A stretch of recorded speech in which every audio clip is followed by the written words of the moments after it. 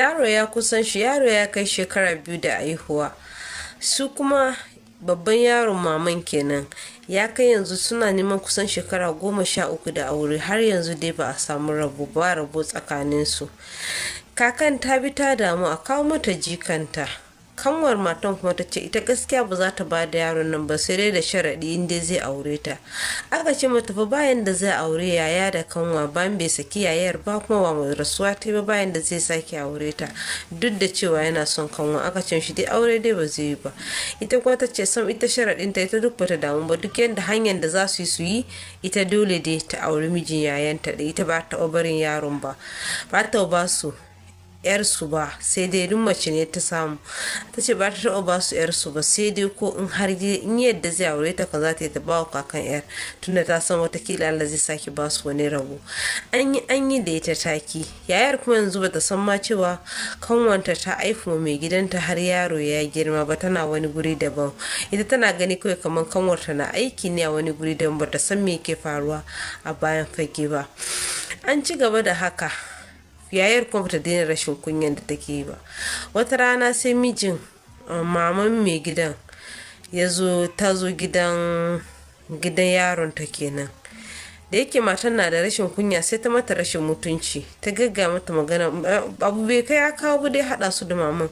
Ta mata rashin mutunci, ta gagga mata magana cewa ai tana hakuri da zama da yaron ta ne ma, shi da ba aihuwa kaza kaza. Abunda ta saba gaya wa yaron ranan ta ce wa maman ma mutunci. Abun ya damu maman har ta zanna ta yi ta kuka, ba ta kasa gaya mata cewa fa yaron ta fa yana da yaro fa waje, amma ta yake ana boyar mata bata gaya mata ba. Amma rashin mutuncin da ta mata ya dame ta. Maman ta zanna ta ta kuka ta kama hanya ta koma gidanta. Da yayin yaron da mai gidan ya dawo zo ji rashin mutuncin da matansa ta yin mamansa, dama ya gaya mata duk wani rashin mutuncin da za ta masa ma banda iyayensa. Ranar ran shi ya ɓace sai sake ta mata saki 3 a cikin ɓacin rai. Ita kuma ta ce da ai sakin ma ita bai dame ta ba, yanzu za ta je sake ta auren ta, yin so Allah zai ba ta rabotun da ba aihuwa. Wawa ta dinga maganganun banza ta kama hanya ta bar gidan. Har take kiran kanwar ta ce mata gashi abin da ya faru fa. Kanwar ta ce ai na sha gaya miki ki daina wasu abu rashin mutuncin da ke mai gidan. Ta ce ai to ita ba ya dame ta bane, ita ma garin gidan ma alheri ne mata, kaza ta dinga magana. Kanwar kuma da ta ja sakiyayenta sai ta ji daɗi. Ta ce yau yanzu kan za ta samu dama, yanzu kan tunda ba auren yayata yake ba za su daura aure, kuma tunda Allah ya sa ba gare ɗaya suke ba abun zai zo da sauki. Aka ci gaba da zama haka. Ta ce mai ita ta ce sun ba ta ba su yarsu ba, sai dai a daura aure. Tunda dama miji yayar yana son ta, sai aka je da gaske a bayan fage aka daura auren a ɓoye a sirrance ba tare da sanin yayan ba. Kanwan matan shi din ta kawo mutane 1-2 na kusa da ita wanda ta bude ta gaya musu gashi abin da yake faruwa, kuma sun san halin yayarta, suka yadda suka ɗora mata gindi, aka mara mata baya, aka ɗaura aure da mai gidan yayarta din. Yayar bata san yanzu cewa mai gidan ta rabu da ita ya auri kanwanta bane, har suna da ya ba. Sai bayan daga baya ana nan wata rana sai wata kawarta ta ga kanwanta da mai gidanta, sai ta zo ta gaya mata fa gashi cewa fa na yi tafiya fa na ji wani gari na ga kanwanki da mai gidanki, me ke faruwa? Ta ce babu da ke faru. Ta ce ai kanwata aiki take. Ta ce to wallahi ki je ki bincika. Ta ce ka bata yadda da maganan ba.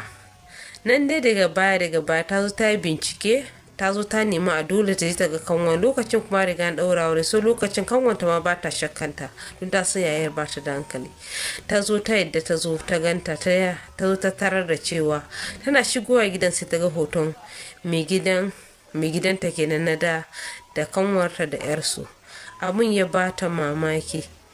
Tana gani zuciyarta sinki. Ta ce wane me ke faruwa, me zan gani? Ta ce babu, ba kika ce baya aihuwa dama kina hakurin zama da shi ba, ni kuma yana son shi, shi sa bayan ba wai na yi ci miki mutunci ba ne, ke ki nuna ke kwata-kwata ba kya son shi kuma baya aihuwa, ni kuma gaskiya ya kwanta min a rai, shi sa ki hakuri wa mu gaya miki duk abin da yake faruwa ba. Kanwan yayar da ringa kuka ta ce kanwan ta cin mata mutunci, ta zalunce ta mata waye ai ko da za ta aihu da ta nemi wani ta yi harka da shi, bai kamata a ce mai gidanta ba. Kanwa ta ce to aike ki nuna cewa baki son shi ne, kuma ni na ga mutumin kirki ne, ko da a ce yanzu ni ba ni na aifu mishi ba, wata ne za ta aure shi ba, kuma ni din aure shi ba, ko mu ci gaba da zama da shi ba, at least na samu mutumin kirki. Ai ke san mai gidanki mutumin kirki ne. Ta zanna ta da na sani abubuwan da ta mai gidanta da ta san da bata yi ba. A lokacin kuma kunwanta ma tana da ciki na biyu, dama dai tsakanin ita da shi din ne dai kawai ba rabo, ba wai dukan su suna da matsala bane.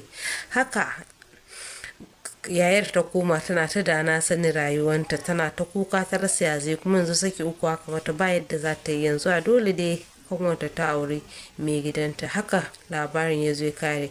Darasi shine mutane ba bai kamata abinda ba ku tabbatar cewa ba, yanzu ba tabbatar cewa dama mai gidanta kwata ba aihuwa ba, ta ci mishi mutunci, wani rashin mutuncin da ake mutane ba kyau. To jama'a a kula, a yi learning lesson daga wannan labarin. Ku biyo mu page namu ku ji wasu labarai masu daɗi makamancin haka. Assalamu alaikum, ku like, ku share, ku follow, sai anjima.